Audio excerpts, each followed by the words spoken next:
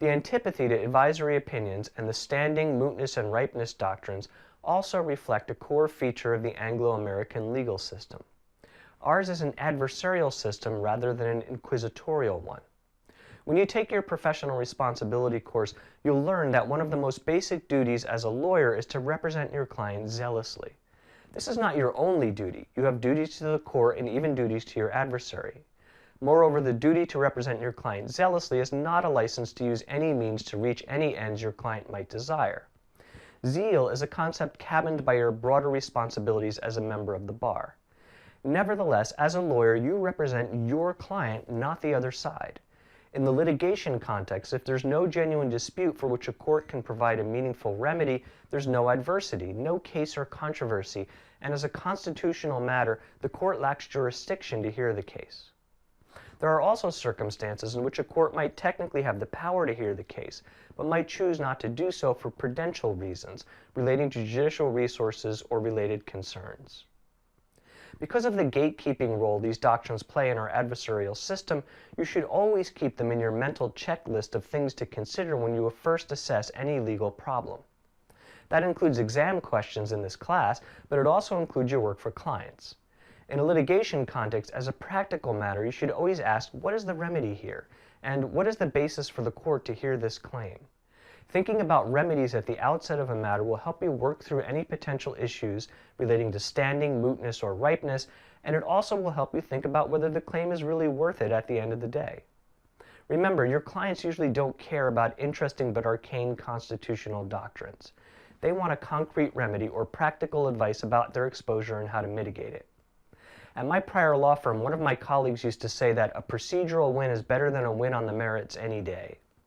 That is very much a defense lawyer's perspective.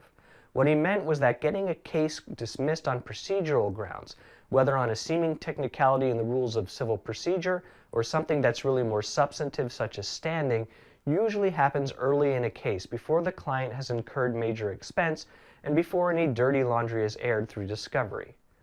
From a plaintiff's perspective, the flip side of this is that thinking through these preliminary matters well before the case is filed will give you a better chance at a hearing on the merits and/or a more favorable settlement. Remember also that court dockets are bursting at the seams, and that judges A are happy to find reasons to get a case off the docket, and B are not happy when cases are filed prematurely or improperly. This isn't to suggest courts will neglect their responsibilities to decide cases, not at all, but just to note some of the practical realities that intersect with these doctrines. So, on to the doctrine. I'll offer a few thoughts on our main cases in a moment, and we'll discuss them in depth when we meet in person. You should distill from these cases the following principles and rules. First, distinguish between constitutional and prudential standing. The court has characterized constitutional standing as an Article III requirement, meaning that federal courts lack jurisdiction to hear a case unless the requirements of constitutional standing are met. Prudential standing, in contrast, relates to certain categories of cases in which the black-letter requirements of constitutional standing might be met, but the court has set some kind of more or less clear line about the use of judicial resources. Since constitutional standing is a requirement of Article III, it cannot be negated or waived by Congress. Judicial rules about prudential standing, on the other hand, relate more to judicial administration than constitutional doctrine, so Congress could create different rules. For constitutional standing, the following test drawn from the Lujan case is a good summary of the test. There must be 1, an injury in fact, that 2, is fairly traceable to the defendant's action, and that 3 is redressable by judicial action. As you can see, this is a conjunctive test, meaning that each element of the test must be satisfied.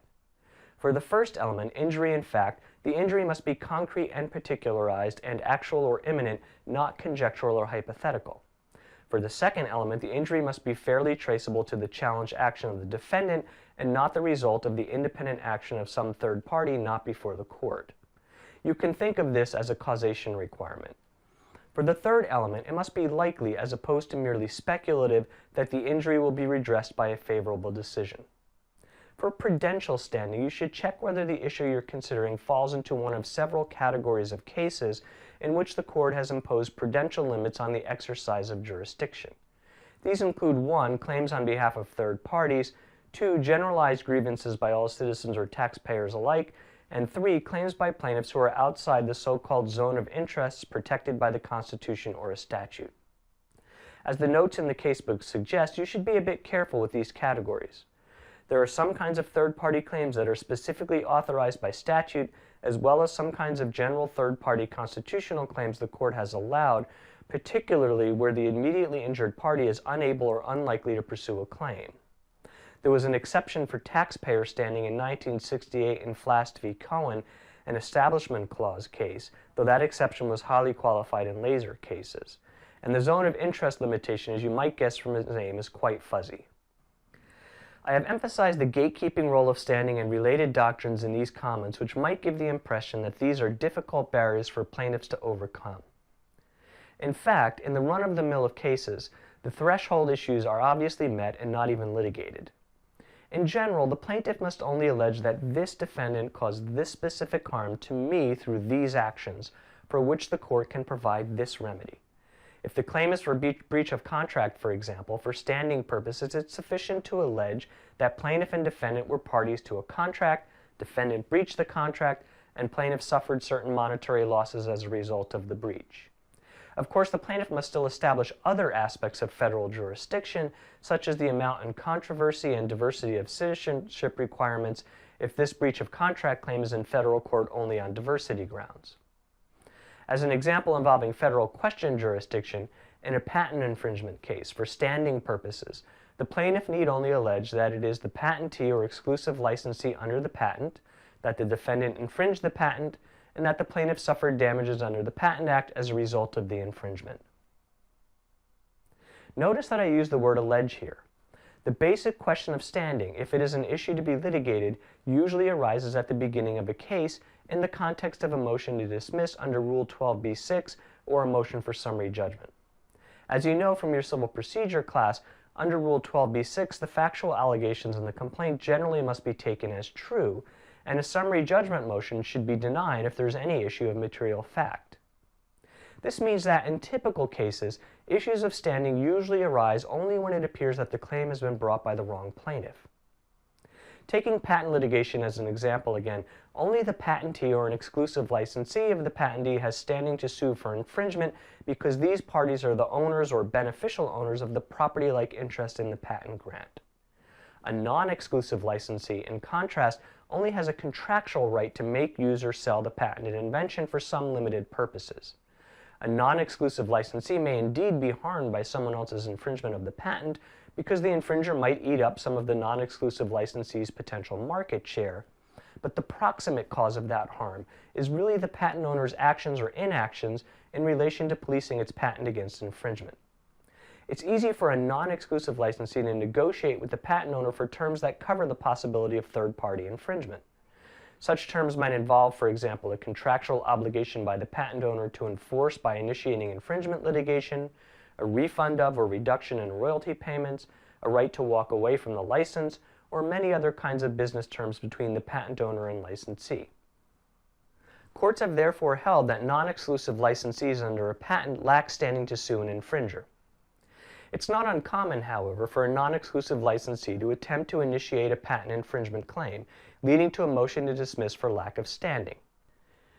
Even here, there are some more complicated cases in which courts have to decide whether a supposedly exclusive license really is exclusive or non-exclusive.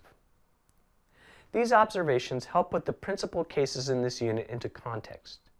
Notice that the Lujan and Massachusetts v. EPA cases both relate to environmental protection statutes. Why do you think this kind of environmental litigation might raise standing questions? Notice also that, although Lujan was a 7-2 opinion, it produced some disagreement among the majority about the doctrinal and policy implications of finding a lack of standing for the plaintiffs before the court. Massachusetts v. EPA, decided in 2007, resulted in an even more fractious court, with a vote that broke along ideological lines, including Kennedy as a swing vote for the liberal bloc, holding that the petitioner did have standing to bring its claim. How do you think the different results and different written opinions in these cases relate to the justices' views about the regulatory state, and specifically about environmental protection regulation and the EPA? When we discuss the commerce power in Units 3 and 4, we'll talk some more about how the growth of the regulatory state relates to the constitutional separation of powers.